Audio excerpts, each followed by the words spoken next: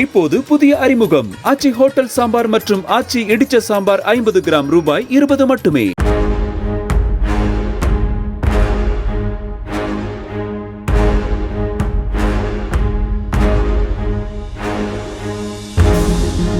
நீலகிரி மாவட்டம் பந்தலூர் தாலுகா பிதற்காடு அருகே ஆற்றில் குளிக்கச் சென்ற 2 பள்ளி மாணவர்கள் மாயமான நிலையில் குணசேகரன் என்பவரின் உடல் மட்டும் கிடைத்துள்ளது. கவியரசன் என்ற மாணவரை தீயணைப்புத் துறையினர் தேடி வருகின்றனர். மாவட்டம் முழுவதும் பெய்து வரும் கனமழையால் ஆறுகள், ஓடைகளில் வெள்ளப்பெருக்கு ஏற்பட்டுள்ள நிலையில் அவற்றின் அருகே செல்ல வேண்டாம் என மாவட்ட நிர்வாகம் கேட்டுக் கொண்டுள்ளது.